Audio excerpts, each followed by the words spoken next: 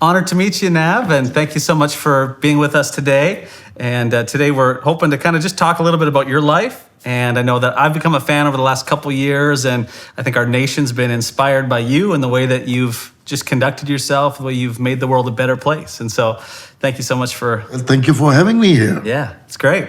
So I wanted to start with just talking about, maybe for people who don't know you, talk to us a little bit about your story, how you came to Canada, how you became a super fan. I know it hasn't been an easy road, but why don't you just talk a little bit about your journey to Canada? I know you grew up in India. And I come from India, and I came during 1984, during a very, very dark period in Indian history. That was the time. As you know, I'm a Sikh by religion. Yeah. And there was the time in 84 when there was a genocide going on in India, and the Sikhs were being murdered. Yeah. And there was no safe heaven for Sikhs in their houses or in the temple, and our businesses were being destroyed, and it was a sort of a very dark time and a sad time for humanity. So that's the time when we decided as a family to move to Canada. And me and my wife were the first one to come to Canada, and then rest of my family during the following 10 years, they followed me around because it takes time to get all the things done in a proper way and all that. But I was here, and you know what? I'm a mechanical engineer by education, but it wasn't easy to get a job. I got my first apartment in Moulton for $350. Happiest guy on the earth. Yeah. The safest place in the world, Yeah. And but finding a job though was a very tough one. I couldn't find a job as a mechanical engineer. So based on how you look. Yeah, how I look, Right. and but you know what? God takes care of it. When you believe in something, that Almighty takes care of you, and they shows you the ways, keeps you how to keep patient and how to treat people.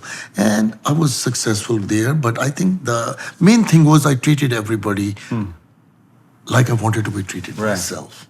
Okay, I want to ask you a little bit about this, and you've talked online a little bit about it as well, but you coming to Canada, you talked about experiencing some of the comments, things that people have said, often racist, all the way to, even this last season, the thing that everyone was talking about was this tweet from this Bucks fan.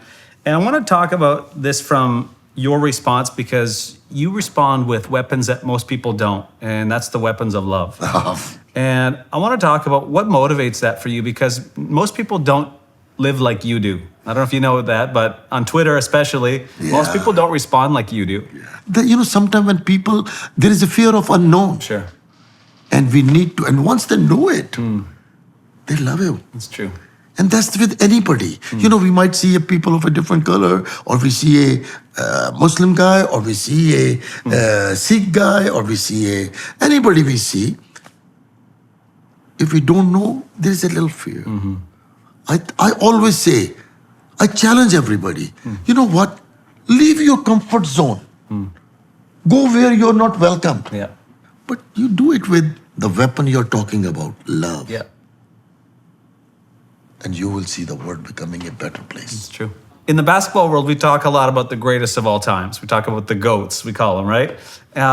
In your opinion, what is it that makes someone great? Because again, we have a lot of people that are part of our community that are all, I think all of us really are wanting to be great in one way or another. We want to live great lives.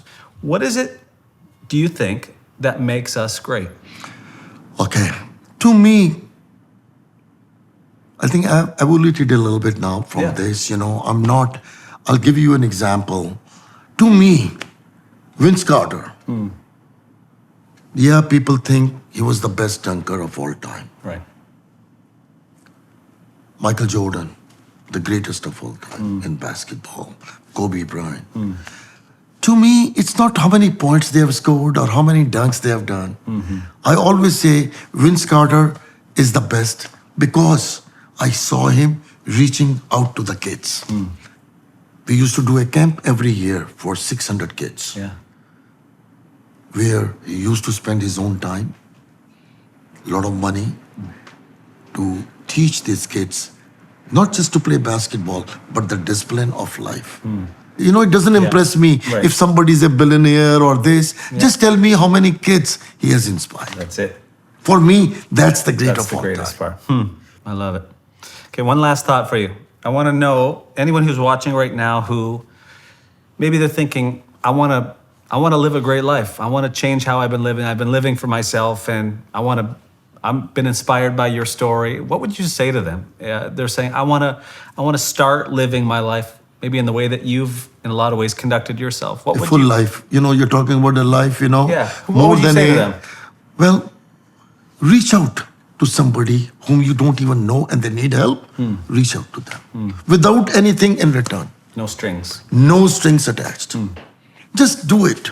If somebody's down, pick them up. Yeah. And then let the God, God sort it out. sort it out. The rest. Just do your thing. Yeah. And I tell you one thing, I assure you one thing, I guarantee you one thing. You will be more contented inside. If I'm living for a day, or if I'm living for 10 years, or I'm living for 20 years, I hope God helps me. And I'll tell all the people who are watching, when they go to the churches and pray, keep me in your prayers to give me the strength to continue to do this. We will do that. Thank you so much. Thank you very much. Appreciate And it. anytime I can do anything, Yes. please let me know. Awesome. Thank you so much. Thank you.